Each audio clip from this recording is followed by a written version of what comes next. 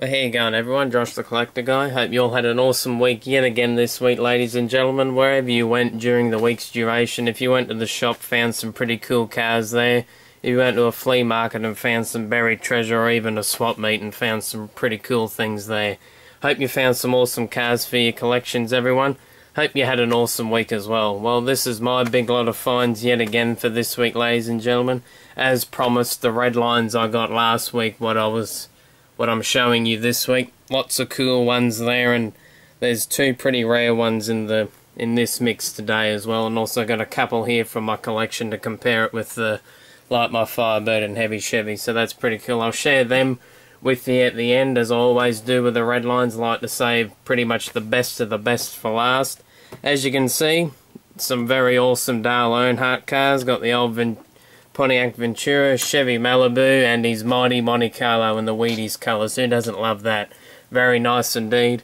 Got some awesome stuff here from little collectors fair I went to yesterday with Dad. Pretty cool Rever as well. We'll get to that pretty soon. And some stuff from the flea market. But I'll start off with the old M2 machine just over here. Had a look at the shops just yesterday. Found a couple of little Hot Wheels and that. Probably just stuff everyone's already seen, but I thought this was pretty cool. I do have a few M2s in the collection. I do like collecting them, like when it's something really good and stands out. Like, I don't usually buy every single car or whatever, or every single Chevy or whatever.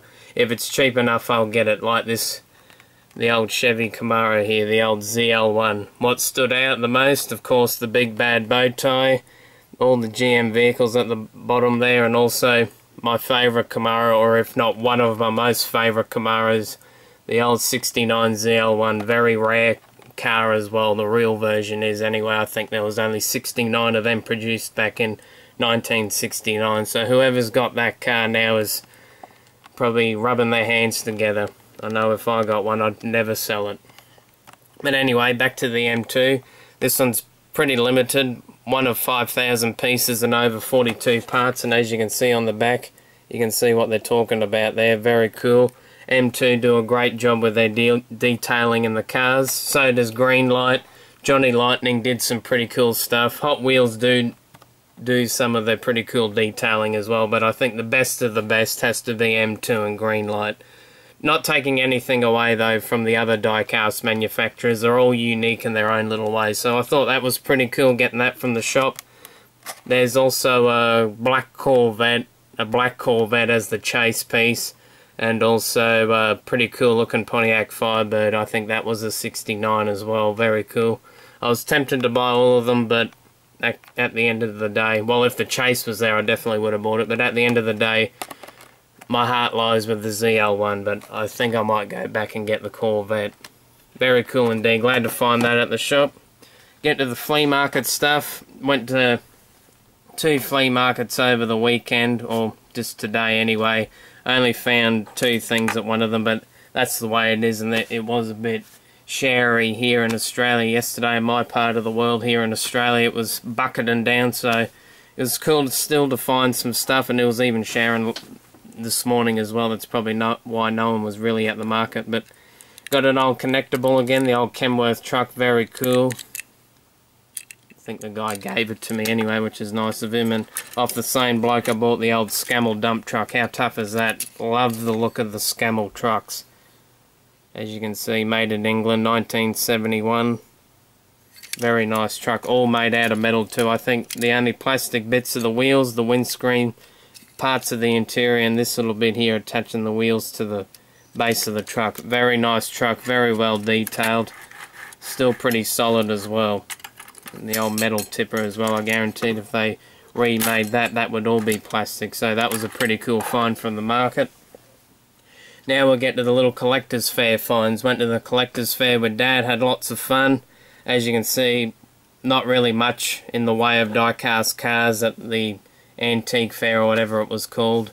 Usually people who go there always like selling stuff for very high price, but got these for really good prices. Start off with the old auxiliary power truck. Had this truck as a kid. I actually think I got this very model in one of my boxes under my bed. It's got so many variations of it. I believe it's a Mack. Very tough looking truck, love it. And It's from when I was getting into the Hot Wheels and Matchboxes, and that. Dad would have bought a whole heap of these when I was a kid, unpunched as well. That's pretty unusual to see. That brings back a lot of good memories, this truck and the way the card is and everything, with the old fluoro orange and fluoro yellow. Very cool indeed. Glad to find it in the box, and it was pretty cheap as well. I couldn't resist. Pontiac race car with the gold wheels. The other one I have in the collection's got the normal, those sort of style wheels, but in chrome. So cool to get another variation.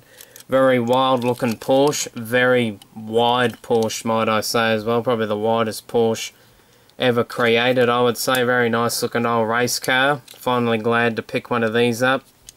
And probably the coolest find for the day at the antique collectible fair was the pink Rever. I believe it's called, I forgot what it was called. It's Dragon something or whatever. I'd have to look in my book. I completely forgot because there's so much I need to remember in today's vid. Very cool. Glad to have a pink one. I got another one of these just up there near my, just there with my Zowies and the Farbs. So very cool indeed. Glad to have another colour variation of this one. Haven't seen too many of these around. You really don't see too many Revers around at all. So I reckon I got a pretty good deal on that, and really like the Revers series. Probably not one of the rarest Revers like the Jet and Vet and the Tow and Terror, but I reckon it's up there anyway. Anyway, any Rever you pick up these days is good, I reckon, because they're so hard to find. Well, in Australia anyway, in my personal opinion. So I know if you probably went to America, you'd probably find a couple here and there, but still pretty cool. Found lots of cool cars at that antique fair. Now we get to mighty Dale Earnhardt's cars. Got the old Ventura here, which he took to Victory Lane back in 1982. It was his inaugural Bush Series race win. I had to look at the box behind me to get the information off it. Very nice looking car. Love the old Wrangler colours. Who doesn't love the old Wrangler colours? And very nice looking Pontiac as well. And when I had a look at the engine as well, looked like there was an old bow tie on the engine. No, but you can't open it. That looks like a bow tie to me. Very cool. Glad to have the Wrangler colours. Also the 77 Malibu. Now this was the car he used in his 4th race in the, I think it was the Winston. Sorry, I'm looking at the box. Yep, Winston Cup. It was his 4th start and he used this car, but his race ended pretty abruptly after 25 laps because of technical difficulties with the car. So that's a bit sad. Probably one of my favourite looking Earnhardt cars. One of the ones from much earlier in his career, just like the Ventura. Very beautiful car as well. Displaying that with pride in my room. And probably another one of my most favourite coloured cars as well, the old Wheaties car. Very cool indeed. I have heard there was a one of his Luminas actually got turned into the promotional Wheaties car back in the, I think it was the early to late 90s. It was used for Wheaties, and it was a raced car, but not in the Wheaties colours. It was raced as the Lumina, but when it got all changed in the skin with the Monte Carlo skin, it was pretty much used as a promotional thing and then sold off for the Make-A-Wish Foundation. And I believe it actually sold at is it Barrett Jackson Auto Auction, I think, for around $100,000. So some lucky guy's got sort of the promotional car in his car collection now, which is very cool. This is the real version I'm talking about. He did race the Wheaties car, I think, in the All-Star race back in the 90s, I believe. I'm probably stuffing all this up, but anyway, one of my favourite coloured cars from Dale Earnhardt. Very cool car to add to the collection. Very nice indeed. I'll probably have to take some of my Earnhardt cars down as well, or move some around anyway. They're just up there, so very cool indeed. And the original car he did race in the Wheaties colours is in Richard Childress, I think, has ownership of that car, so very cool indeed. Glad to pick up some more Earnhardt cars. Glad to add some to the collection. Now, last but not least, we'll jabber on about the Redlines. Very cool little Rever here. Sizzlers, sorry, gee. I forgot the name of this one as well. I think it's Dragon something as well. I could be wrong, I don't know. There's so much I had to remember for today's vid. The old Pontiac Trans Am race car. Very cool to add one of these to the collection. I know I've been after one of these for quite a while. Yeah, the paint's faded and that, and it's only got a bit of the colour at the front. That doesn't bother me one little bit. I got it for a pretty good price, and who doesn't love the old Sizzlers? Now the splitting image, darker colour to the one I got last week, even though I think the same. They both were stated as the same colour as Rose Red. That looks a bit more darker and a bit more rich. The old antifreeze Pontiac, but someone stole my front wheels. Got that for a pretty good price. Love the old antifreeze colour. Ford J car, old June, no, Sandcrabber. I don't know why I wanted to call it June Daddy. It looks like gold to me. Really nice looking colour. Forgot what this one's called. T for 2. Gee, I can't believe I forgot that. Very cool fantasy looking car. You don't know which way she's coming or going.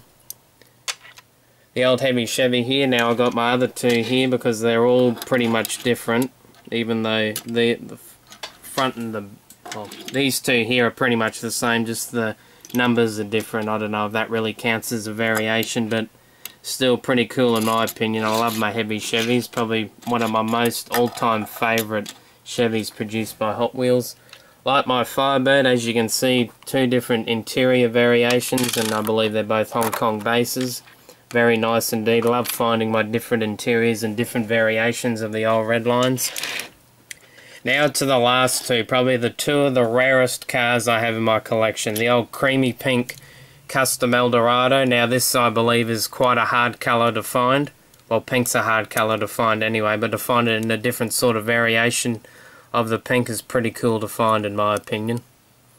I reckon I got her for a pretty good price. She's got a bit of nicks here and there, a bit of roof time as well. Obviously she flipped over on the roof or whatever, but still pretty cool indeed.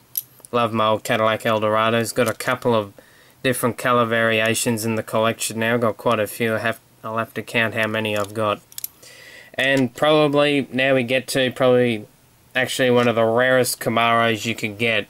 It's a USA base, but if you notice the windscreen, it's blue. And what does blue usually signify? It's a Hong Kong. So one of the more earlier run custom Camaros, I almost called it heavy Chevy. It's an antifreeze as well. It's quite rare to find. I've only seen another one just like this actually on eBay. It did have its bonnet, and I think it was in a little bit better shape. That sold for around $100. But I got mine, I reckon, for a really good price.